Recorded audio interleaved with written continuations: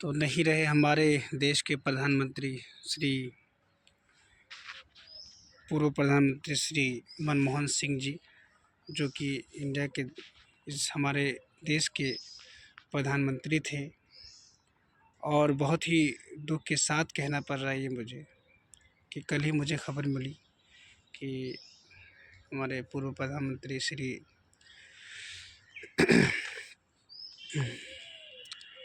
मनमोहन सिंह जी नहीं रहे। ये लगभग 1932 से लेकर 2004 जन्म जो है 1932 से 2004 से लेकर 2014 तक इंडिया के प्रधानमंत्री रहे और अभी स्टेटस अभी रिटायर्ड है अभी। ठीक है, हमारे इस देश के भारत गणराज्य के 13वें प्रधानमंत्री थे और साथ ही साथ वे एक अर्थशास्त्री भी थे। तो जब लोकसभा चुनाव में जब जीत मिली, वे जवाहरलाल नेहरू के भारत के पहले ऐसे प्रधानमंत्री बने जिनको 5 वर्षों का कार्यकाल सफलतापूर्वक पूरा करने के बाद लगातार दूसरी बार प्रधानमंत्री बनने का अवसर मिला।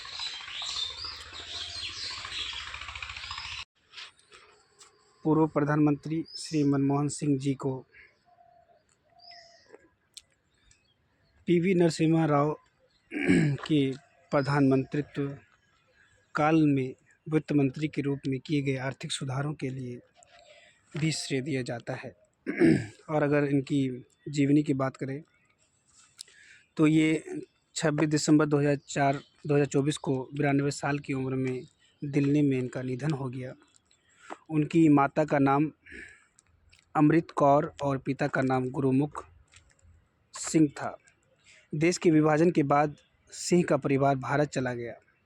यहाँ पंजाब विश्वविद्यालय से उन्होंने स्नातक मतलब ग्रेजुएशन तथा स्नातकोत्तर स्तर की पढ़ाई पूरी की। बाद में वे कैम्ब्रिज विश्वविद्यालय चले गए, जहाँ से उन्होंने पीएचडी की। तत्पश्चात उन्होंने ऑक्सफोर्ड विश्वविद्यालय से डी.फिल भी किया। उन्होंने पुस्तक India's export trends and prospects for self sustained growth, Bharat की अंतर्मुखी व्यापार नीति की पहली और सटीक आलोचना मानी जाती है। डॉक्टर मनमोहन सिंह ने अर्थशास्त्र के अध्यापक के तौर पर काफ़ी ख्याति अर्जित की। वे पंजाब विश्वविद्यालय और बाद में प्रतिष्ठित दिल्ली स्कूल ऑफ इकोनॉमिक्स में प्रिंसिपल रहे। इसी बीच में वे संयुक्त राष्ट्र व्यापार और विकास सम्मेलन सचिवालय में सलाहकार भी रहे। तो ये इनकी जीवनी है और इनकी जीवनी बहुत कुछ हमें प्रेरणा देती है। और ऐसे पढ़े लिखे प्रधानमंत्री मिलना बहुत मुश्किल है आजकल के, तो देख ही रहे हैं आप। तो मैं चाहूँगा, देखिए ये जो प्रधानमंत्री सिर्फ प्रधानमंत्री नहीं है बल्कि एक देश को चलाने के लिए इस ऐसे नेता की ज़रूरत है।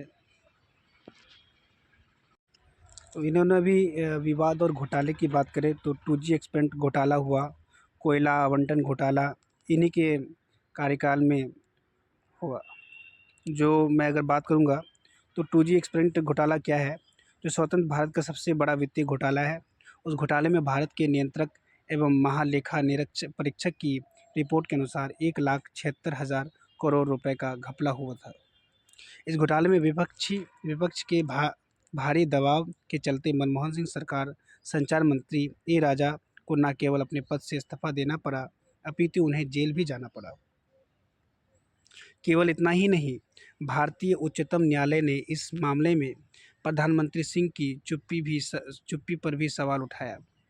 इसके अतिरिक्त 2G स्पेक्ट्रम आवंटन को लेकर संचार मंत्री ए राजा की नियुक्ति के लिए पैरवी संबंध में नीरा राडिया पत्रकारों, नेताओं और उद्योगपतियों से बातचीत के बाद डॉक्टर सिंह की सरकार भी कटघरे में आ गई। उसके बाद कोयला घोटाला क्या है, तो ईवी मनमोहन सिंह के कार्यकाल में देश के 26 करोड़ रुपए की लूट हुई थी। बहुत ही ज़बरदस्त देखिए इन्होंने काम किया था।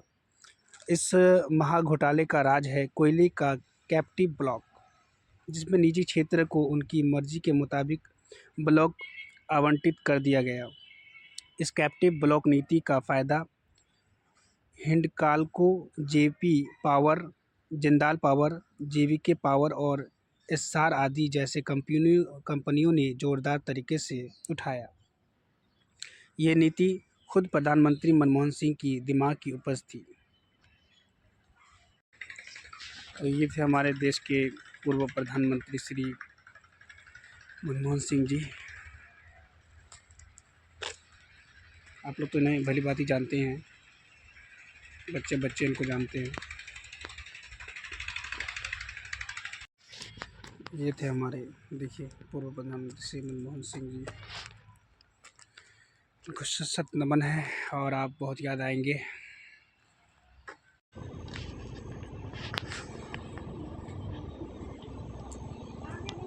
तो ये हमारे देश के प्रधानमंत्री देखिए, तो एक ज़बरदस्त प्रधानमंत्री के साथ ये आए थे और हम लोग कुछ समझ नहीं पाए उनको।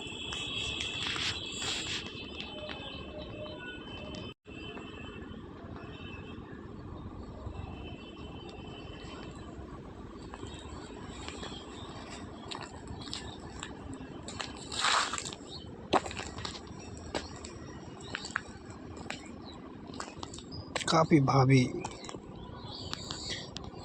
नेता के रूप में देखिए India's mourns the loss of its district Manmohan Singh ji, rising from humble respected economics